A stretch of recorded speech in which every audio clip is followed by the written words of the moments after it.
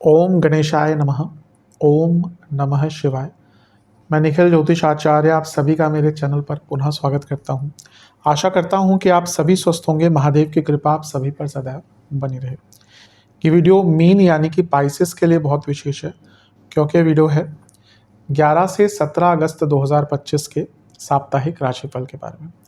कैसा रहेगा 11 से 17 अगस्त 2025 का ये कालखंड।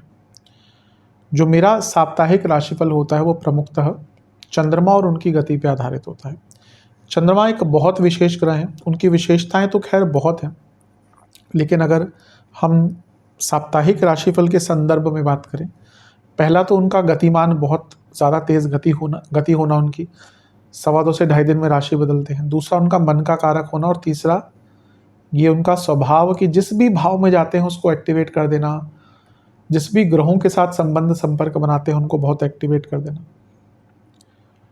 इसके कारण जो हमारी डे टू डे एक्टिविटीज़ होती है उस पर इम्पैक्ट बहुत पड़ता है चंद्रमा का, और इसी कारण से साप्ताहिक राशिफल की विशेषता बढ़ जाती है, क्योंकि साप्ताहिक राशिफल में मैं चंद्रमा को ही आधार मान के या उनके गोचर को ही आधार मान के विश्लेषण करता हूँ। इस अंधकारमय जीवन में ज्योतिष एकमात्र ऐसी विद्या है जो हमें थोड़ी गाइडेंस दे सकती है। ठीक है, ये साप्ताहिक राशिफल या कोई भी राशिफल हो एक सामान्य आधार पर बनते हैं, पर कोई व्यक्ति रोज़ तो ज्योतिष के पास जा नहीं सकता। अपनी व्यक्तिगत समस्याएं तो ज्योतिष के पास जाके पूछ सकते हैं, पर एक सामान्य आधार पर गाइडेंस के लिए अवश्य राशिफल बहुत उपयोगी होते हैं। यदि आपकी लग्न राशि या चंद्र राशि मीन है, दोनों ही गाइडेंस के लिए इस राशिफल को देख सकते हैं। जहाँ से आपको ज़्यादा सूट करता है, रिलेट करता है, वहाँ से इसको ऑब्जर्व कीजिए। व्यक्तिगत तौर पे मेरा मानना है लग्न से देखेंगे तो अच्छा, इनकेस नहीं पता तो चंद्र राशि से भी इसको देख सकते हैं। शुरू करते हैं। चंद्रमा आपके लग्न भाव में ही आकर स्थापित हो जाएंगे। ये होगा 12 तारीख को, 11 को नहीं होगा। क्यों? क्योंकि 11 तारीख को चंद्रमा ऑलरेडी आपके 12वें घर में ही होंगे, कुंभ में, और वो हम पिछले हफ्ते में डिस्कस कर चुके हैं। जो आखिरी गोचर था पिछले हफ्ते का वो कुंभ में ही था, तो उस पर दोबारा डिस्कशन की कोई आवश्यकता नहीं। तो हम वहीं से शुरू करेंगे जहाँ पे चंद्रमा ने अपना गोचर पहला किया है, वो है मीन में, और वो 12 अगस्त को सुबह 6 बजे यहाँ पे आएंगे और 14 अगस्त सुबह के 9 तक यहीं पर रहेंगे। चंद्रमा का लग्न भाव में आना एक प्रकार से अच्छा ही होता है, और वो आपके लक्ष्मी स्थान के स्वामी है और लग्न भाव में आ रहे हैं, ये और भी अच्छा है। राजयोग तो बनता ही है, और क्योंकि वो लक्ष्मी स्थान के स्वामी है और लाभ स्थान के स्वामी के साथ बैठे हैं जो शनि है, ये उच्च कोटि का धन योग भी बनता है। और शनि क्योंकि 12वें घर के स्वामी है तो ये विदेश से धन प्राप्ति का योग भी बनता है। हाँ, but at the same time Shani 12वें घर के स्वामी है तो कुछ अचानक से बड़े खर्चे भी आ सकते हैं, तो खर्चों पर नियंत्रण रखिएगा और थोड़ा सा सेहत पर भी ध्यान दीजिएगा। मंगल की दृष्टि भी है चंद्रमा पर, चंद्र मंगल योग बन रहा है, अच्छा है। मंगल मैं हर बार कहता हूँ कि आपके लिए धन स्थान के, भाग्य स्थान के स्वामी है, एक प्रकार के मीन के लिए योग कारक ग्रह ही बनते हैं। तो चंद्र मंगल योग एक मंगल का प्रभाव, धन स्थान के स्वामी है मंगल, चंद्रमा लक्ष्मी स्थान के स्वामी है, शनि के साथ बैठे हैं जो लाभ स्थान के स्वामी हैं। मंगल लक्ष्मी स्थान एक और उसके स्वामी है। तो देखिए, लक्ष्मी स्थान, लाभ स्थान, धन स्थान, तो ये बड़े धन की प्राप्ति की ओर इशारा करता है, और या कुछ ऐसा हो सकता है जो रास्ता खोल दे बड़े धन की प्राप्ति के लिए। तो बहुत अच्छा है। भाग्य का भी साथ मिलेगा क्योंकि मंगल का प्रभाव है और मंगल भाग्येश है। बस क्या है कि ये चंद्र मंगल योग तो बन रहा है, लेकिन शनि भी तो है साथ में, और ये विषदोष भी बन रहा है, और मंगल का प्रभाव चंद्रमा पर और शनि पर। एक ही दिक्कत है जिससे बचना है, वो है, नहीं एक नहीं है, 2-3 है। गुस्सा, ओवर इमोशनल, और लोगों से एक्सपेक्टेशंस, इन चीज़ों पर थोड़ा सा ध्यान दे दीजिएगा। अदरवाइज तो ये जो हफ्ते का शुरुआती भाग है आपका, ये काफ़ी अच्छा, काफ़ी शुभतापूर्ण दिख रहा है। कुछ अच्छा कार्य कर पाएंगे, हिम्मत रहेगी, भाग्य का साथ मिलेगा। धन के लिए तो अच्छा ही है, बस शनि के साथ है तो उदासीनता कभी कभी, और मंगल का प्रभाव एक मूड स्विंग्स बहुत करवाएगा, और ये सारी चीज़ें आपको परेशानी में डाल सकती हैं। गुरु से केंद्र में है तो गजकेसरी योग बन रहा है, तो थोड़ा पूजा पाठ कीजिए अपने, अगर आप लकी हैं और आपके पास कोई सच में गुरु हैं तो उनके सानिध्य में जाइए, उनसे बातचीत कीजिए, उनका ध्यान कीजिए, काफ़ी शांति मिलती है। नवांश कुंडली बता रही है कि ये टाइम है जहाँ पे आपको ना थोड़ा सा एक्सप्लोर भी करना है आने वाले टाइम में संभावनाओं के लिए।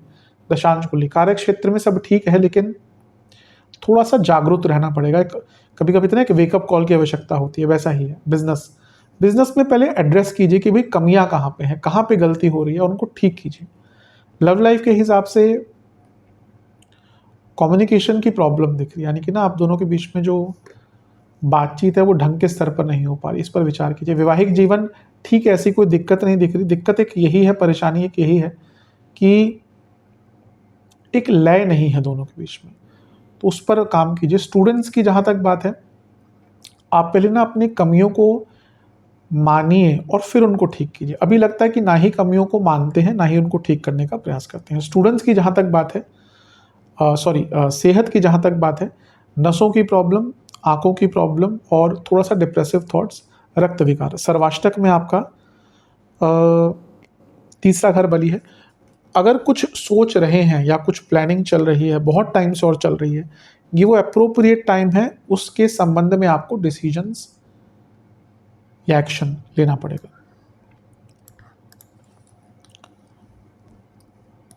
14 अगस्त सुबह के 9 बजे चंद्रमा आ जाएंगे आपके धन स्थान में, और 16 अगस्त सुबह के 11 तक यहीं पर रहेंगे। चंद्रमा का धन स्थान में आना एक प्रकार से अच्छा होता है, और क्योंकि वो लक्ष्मी स्थान के स्वामी है और धन स्थान में आ गए, ये फिर से एक बहुत उच्च कोटि का धन योग बनाता है।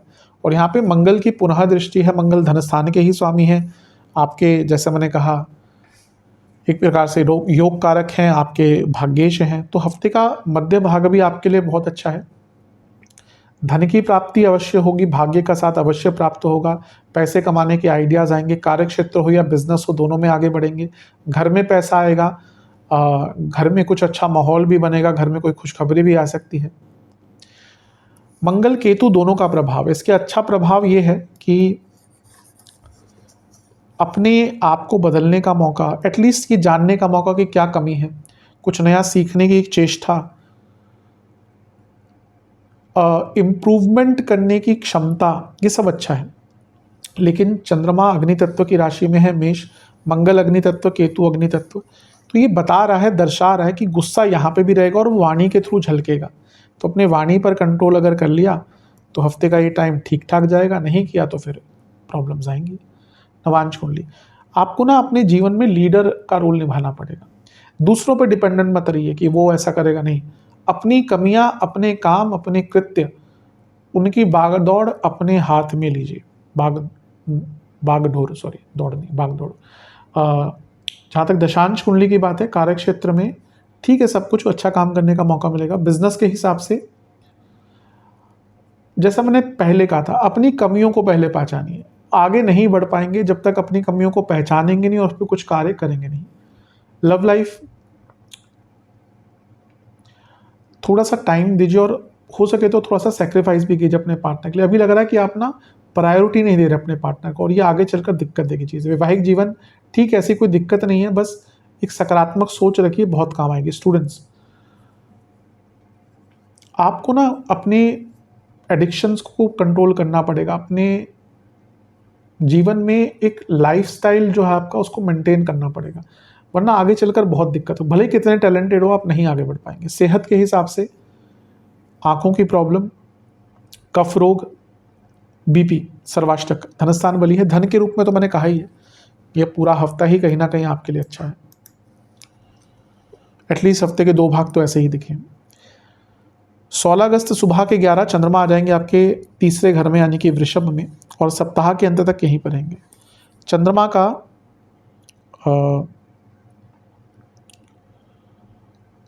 तीसरे घर में आना एक प्रकार से अच्छा माना जाता है, क्योंकि वो लक्ष्मी स्थान के स्वामी हैं, पंचम के स्वामी अपने से 11वें में, यानी कि सोच बड़ी रहती है, सकारात्मक रहती है, आइडियाज़ आते हैं, प्रॉब्लम सॉल्विंग कैपेसिटी रहती है। बहुत अच्छा टाइम है ये, इसका लाभ उठाइएगा। तीसरे घर में चंद्रमा महीने में एक बार आते हैं, तो वो टाइम होता है अपने रुके हुए कार्यों को पूर्ण करने के लिए, गतिमान रहने के लिए, यात्राओं के लिए, जीवन की यात्रा को आगे बढ़ाने के लिए, डिवोशन के लिए, डिटर्मिनेशन के लिए, संकल्प के लिए। तो ये सारी ही चीज़ें काफ़ी अच्छी दिख रही हैं। ठीक है टाइम, बस शनि की दृष्टि है ना, तो विषदोष तो है। अब क्योंकि शनि लाभेश है, चंद्रमा लक्ष्मी स्थान के स्वामी, तो पैसा तो फिर से मैं कहूँगा अच्छा है पूरा हफ्ता। लेकिन क्योंकि विषदोष तो बन रहा है, तो कम्युनिकेशन पर बहुत ध्यान देना पड़ेगा। ज़्यादा मत बोलिएगा, किसी से ज़्यादा भिड़िएगा मत, किसी से ज़्यादा आर्ग्यूमेंट मत कीजिएगा, कोई कोशिश भी करे तो आपको नहीं करना। अदरवाइज देखा जाए टाइम आपका काफ़ी अच्छा है। नवांश कुंडली बता रही है कि आपको सक्सेस अगर पानी है ना तो ये टाइम, ये मैं तो पूरा हफ्ता ही कहूँगा, फोकस लाइए, फोकस। 3-4 बार मैं या 2-3 बार बोल चुका हूँ, एडिक्शंस, अपनी चीज़ों को ठीक कीजिए। तो ये बता रहा है कि ना आप पहले बैठिए इस हफ्ते, और हर एरिया में कह रहा हूँ, देखिए कि आपकी कहाँ कमी है। कमी मुझे आपकी स्ट्रेंथ, आपके स्किल्स या नॉलेज में नहीं दिख रही, कमी में भी यूटिलाइजेशन में है। दशांश कुंडली कार्य क्षेत्र में कम बोलिएगा, बाकी ठीक है। बिजनेस कोई रिस्क मत लीजिएगा यहाँ पे। लव लाइफ पहले तो मानिए कि गलतियां कहाँ पे हुई हैं। वल्नरेबिलिटी होती है हर रिलेशनशिप में, पर उसको एडमिट नहीं करना, एक्सेप्ट नहीं करना, उससे बड़ी गलती होती है। वैवाहिक जीवन बैठकर बातचीत कीजिए, जो भी दुविधाएं हैं क्लियर कीजिए। स्टूडेंट्स, आपको अपनी ऊर्जा पर बहुत काम करना पड़ेगा, उसको संगठित रखने पर बहुत काम करना पड़ेगा। सेहत के दृष्टिकोण से बीपी की प्रॉब्लम, नसों की प्रॉब्लम, गले के रोग और हार्मोनल इशू। सर्वाष्टक में आपका लग नहीं बली है। जैसा मैंने कहा, हफ्ते का अंतिम भाग आप बहुत अच्छी तरह से यूटिलाइज कर सकते हैं अगर आप अपनी क्षमताओं और अपनी विफलताओं को तोलें और उस पर काम करें तो बहुत उपयोगी होगा।